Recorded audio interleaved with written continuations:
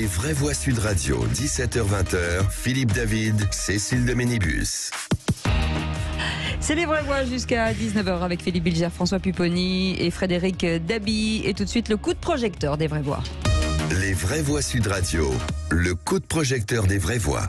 Avec cette question du jour, Emmanuel Macron est-il le président le plus détesté de la 5e République? Effectivement, Emmanuel Macron en recule peut-être dans les sondages, qui fait face à une hostilité montante, tant en France dans le cadre de la réforme des retraites qu'à l'étranger, en visite d'État en Afrique par exemple, et avec ces marches de leaders d'opinion qui se sont levés au cri de Macron dégage, Philippe. Oui, la politique du en même temps, lui a succédé la politique du tout en même temps. Ça a l'air de ne pas marcher ni en France ni à l'étranger. On l'a vu pour la réforme des retraites et ce n'est que le début. On en parlera encore évidemment la semaine prochaine avec le blocage prévu. Il s'est pris un vent, on peut le dire comme ça, par Mohamed VI, le roi du Maroc, pas plus tard qu'hier. Alors, est-ce qu'il est le président le plus détesté de la 5e République? Vous dites oui sur Twitter.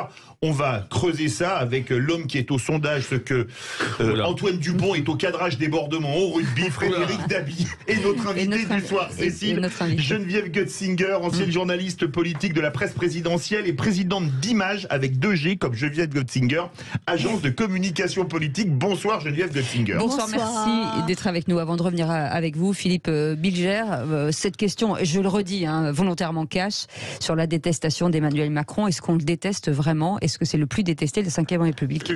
Je ne crois pas.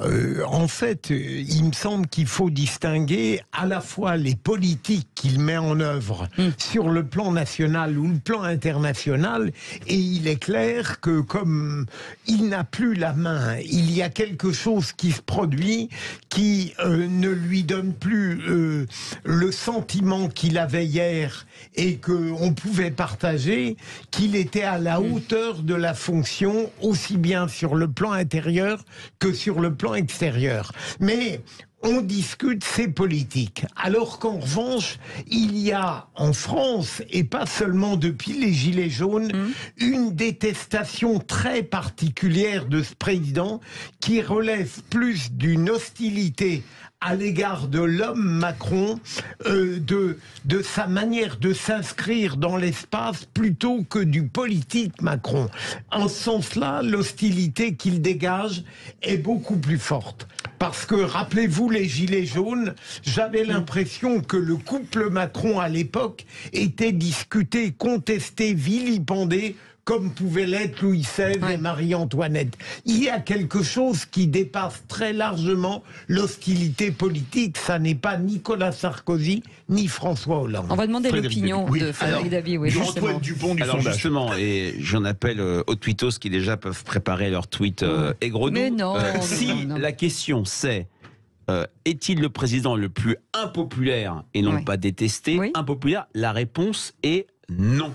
Non, qu'est-ce qui me fait dire ça? C'est une source, c'est le baromètre IFOP-JDD, l'enquête la plus ancienne de notre pays, de la 5e République, où, avec nos amis d'abord de François, puis du JDD, qui est un supplément dimanche du François, nous testons chaque mois la popularité du couple exécutif. Et dans cette histoire du JDD, le président qui a eu le plus petit nombre de satisfaits, ça a été un moment François Mitterrand, de mémoire en 92-93, et celui qui a eu le plus grand nombre de mécontents, ça a été François Hollande en 2014, avant les attentats. Emmanuel Macron a toujours fait mieux en satisfait que François Mitterrand au plus bas, que Hollande et que Nicolas Sarkozy. Il a en moyenne un tiers, même s'il a beaucoup baissé, de satisfait. Mais il y a deux éléments qui peuvent accréditer cette détestation. Nicolas Sarkozy, et on l'oublie, a été un président impopulaire, a été un président détesté. On se moquait de lui. On voyait la scène après une entrevue avec Poutine, la scène où il dérobe un stylo face à l'ambassadeur de Roumanie, le casse-toi pauvre con. Mais, donc il avait une détestation, mais Sarkozy avait des fans. Fans au sens des fanatiques, des gens, les électeurs UMP, les sympathisants de droite qui l'adulaient. C'est pour ça qu'il a finalement perdu de très peu. Et puis, Emmanuel Macron, il a quelque chose que n'ont pas eu, alors un peu Hollande, mais pas autant que ça, il a les réseaux sociaux. Il a cette machine à haïr, à détester, que sont les réseaux sociaux. Et puis, c'est vrai qu'il il y a une détestation et une dichotomie entre l'homme et la personne. Mais si la question c'est est-il détesté parce qu'il est impopulaire, je le répète et j'assume ce que je dis. La réponse est non. Voilà, c'est ça. François Pupponi. Oui, moi je ferai la distinction aussi entre l'impopularité, donc il n'est pas le plus impopulaire. Par contre, ceux qui le détestent vraiment. Oui, bien sûr. Moi j'ai un peu de recul politique, plus de 30 ans, 40 ans que j'en fais, et donc on voyait bien qu'il y avait Hollande, Macron, Mitterrand, Sarkozy, mais là, quand on rencontre quelqu'un qui déteste Macron, c'est extrêmement violent. Bon, sa femme également, enfin, bon, et ça c'est fort. Voilà, on le ressent. Oui, c'est profond en fait. Ça c'est très profond. Oui. À côté de ça, il a été réélu. Il a été réélu une élection avec 5 millions de voix d'avance. Avec 5 millions de voix d'avance. Donc il y a même des gens qui considèrent élection tronquée. Non, mais il a été réélu. Donc il n'a pas. On peut pas dire que voilà. Sarkozy n'a pas été réélu. Hollande n'a même pas été capable de se représenter. Non, voilà. mais ce qu'on peut dire, c'est que c'est pas 100% d'adhésion. Non. Voilà, mais par contre, il tombe aussi dans une période où post-Covid, la guerre en Ukraine, l'inflation, le grand déclassement, et donc les gens en veulent aux élites. Et lui, il est le symbole de ces élites, le banquier, etc. Donc il cumule un peu tout ça. Et effectivement, comme Philippe Bilger le disait tout à l'heure, là, autant sur le premier mandat, alors on peut lui reprocher plein de choses, mais globalement, là, depuis 6 mois, on voit que c'est compliqué, quoi. Et chaque fois qu'il essaye de faire un pas, ça se passe pas toujours très bien. Donc ça en rajoute sur le fait que les gens disent il est plus capable. Geneviève Götzinger, pour faire la juge de paix. Ouais. La voix féminine. Je vais revenir sur ce que vous avez dit sur l'Afrique et l'international. En un mot, en Afrique, quand on dit Macron dégage, c'est France dégage. Donc c'est pas Macron personnellement. Ça s'inscrit dans un mouvement anti-français qui est très travaillé, qui vient aussi de l'extérieur, qui est nourri par des réseaux sociaux, par des fermatrolles, etc.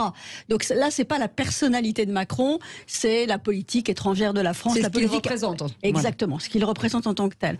Après, Frédéric, moi j'ai été revoir les sondages avant de venir, et pas seulement les vôtres. Donc, Ah mais on est le seul qui avons la profondeur historique de la 5e. Alors, si je peux me permettre. ok, vous avez la profondeur historique de la 5e.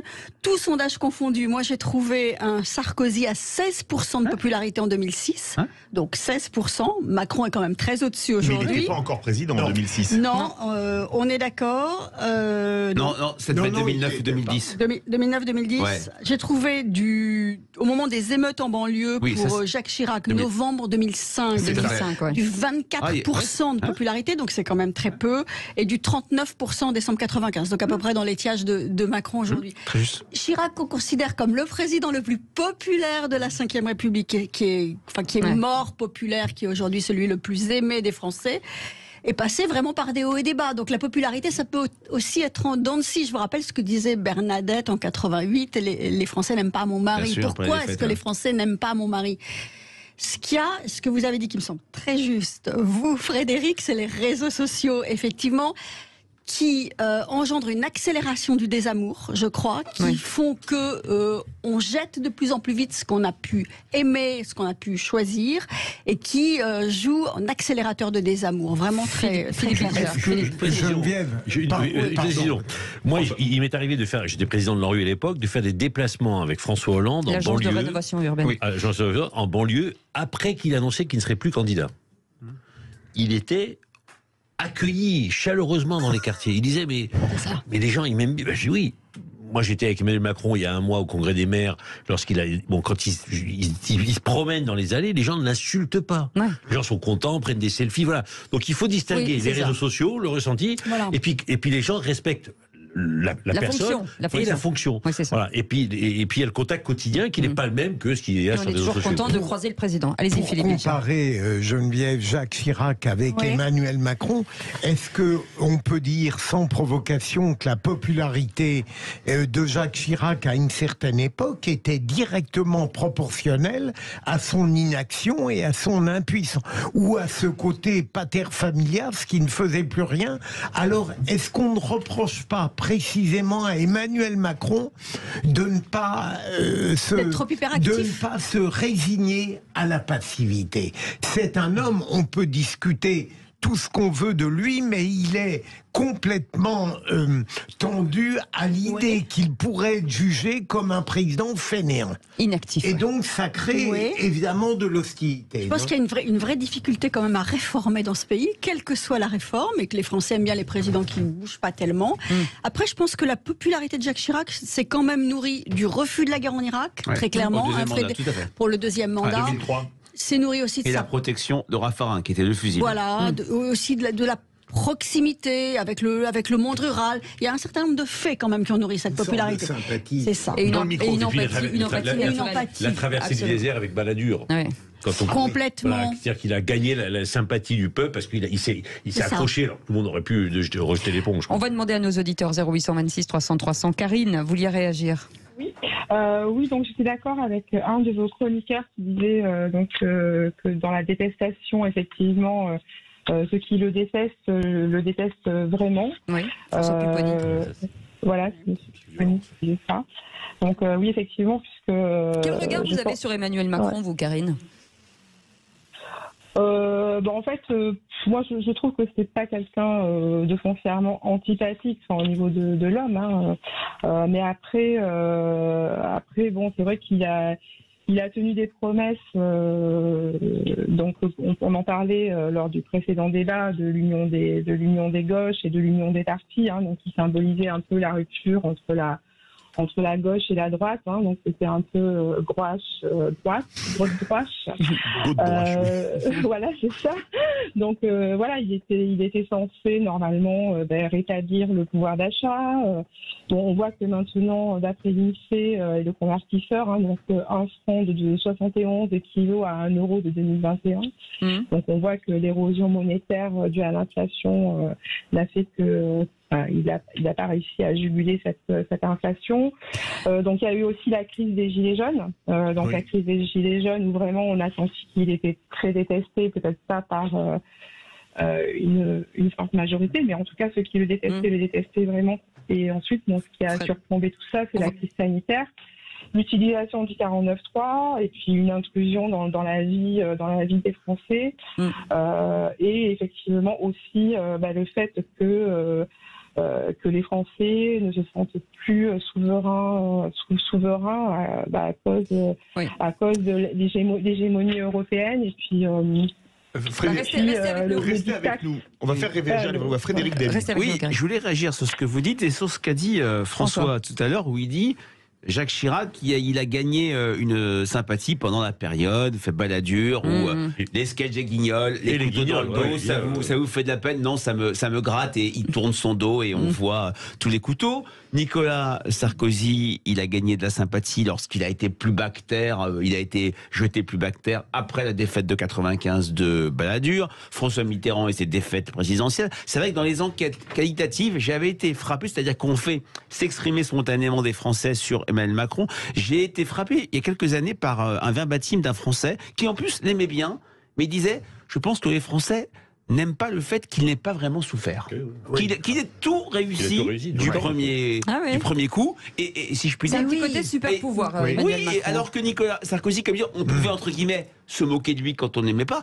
C'est plus difficile pour Emmanuel Macron. C'est ce qui explique aussi cette forme. Alors je suis un peu de psychologie, mais ce qui est en même temps, on a l'impression que tout glisse sur lui. Voilà, ce qui peut expliquer cette forme de détestation. Je pense que vous avez fondamentalement raison. Je pense qu'on aime les gens qui souffrent, qui prennent des coups, qui sont cabossés. Saint-Augustin déjà l'avait théorisé. Excusez-moi, comme disait François Mitterrand, pour parler des jeunes politiques, il faut qu'ils fassent leurs humanités. C'est-à-dire, il faut qu'ils aient souffert avant d'avoir un mandat. Mais c'est vrai partout, en fait. Ça vient de la compassion, là, plutôt. Et puis... Pas que, mais ça prouve que vous le voulez vraiment, ça prouve que vous voulez le décrocher, que vous allez le chercher avec les dents, comme disait Chirac. Qui nous ressemble. Et puis ce qu'il arrive à Macron, c'est que c'est le premier qui a été réélu et qui ne peut pas faire un 3e mandat. Après une cohabitation. Après une cohabitation. Donc c'est-à-dire que pour les Français, globalement, c'est fini. On est au coup d'après. Et pourtant, on peut pas dire, si je vais dans votre voix, Geneviève, on peut pas dire qu'il fait pas tout. Il essaye pas tout, quoi. On a l'impression que, on disait tout à l'heure, c'est dû en même temps partout. Sur tous les trucs. Il est un peu provocateur aussi, parfois, pardon. Je le soutiens, je l'aide. Mais là, aujourd'hui, on voit bien que les Français sont dans la difficulté. On sort du Covid, il y a la guerre en Ukraine, il y a l'inflation. Est-ce que c'était le bon moment de faire la réforme des retraites? C'est jamais le bon moment. Mais là, une espèce de rigidité en disant Et ça, les gens n'aiment pas. Et l'effet très délétère de la majorité relative qui, d'une certaine manière, a rejailli sur la législative perdue. Et là, je pense qu'il gagnerait à dire, ok, j'entends, j'écoute le peuple, voilà. Parce qu'on voit bien, là, oui, mais si ça marche pas, il restera quoi d'Emmanuel Macron? Non, mais je dis pas que ça... mais c'est de dire, ok, on va peut-être prendre le temps, un an, de rediscuter, on va peut-être améliorer la réforme, voilà. Trouver le moyen, mais d'écouter, parce que c'est ce qui s'est passé pour les Gilets jaunes. Bien sûr. Pour les Gilets jaunes, tout le monde lui disait, mais tu peux pas faire cette fameuse taxe carbone. Et à la fin, ça coûte 22 milliards, oui, on retire tout.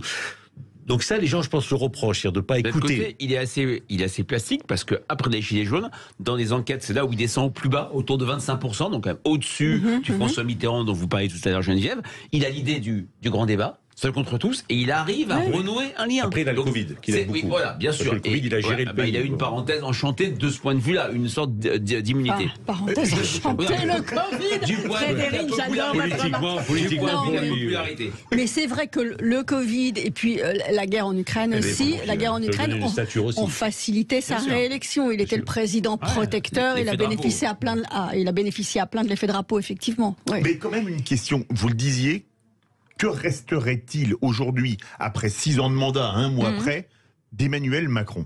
En termes de réforme, de grandes réformes, vous voulez dire? De grandes réformes, voilà. Écoutez, il y a eu... C'est pas un président bâtisseur. Sa première année.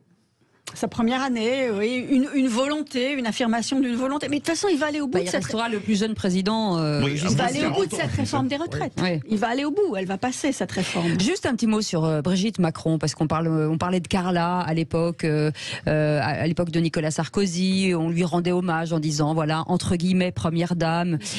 Brigitte Macron, quelles sont les opinions, justement, Alors, je vais peut-être vous surprendre dans les enquêtes qualitatives où on demande les éléments de satisfaction sur le président. Brigitte Macron n'apparaît quasiment jamais.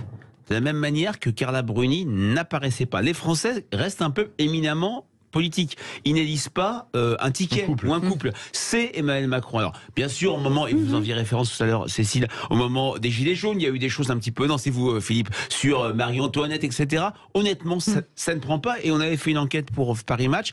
Elle avait un socle de popularité assez supérieur à celui de son mari. C'est étrange, Frédéric, parce que Brigitte Macron a un rôle extrêmement important et influent, bien davantage que Carla Sarkozy. Deux anecdotes. Oui, non mais restez avec nous parce qu'on va en reparler dans 2 secondes. Le temps de faire une petite pause et on a encore 3 minutes pour en parler. Restez avec nous, on revient dans un instant. Gardez vos anecdotes, François Pupponi, et on arrive à tout de suite.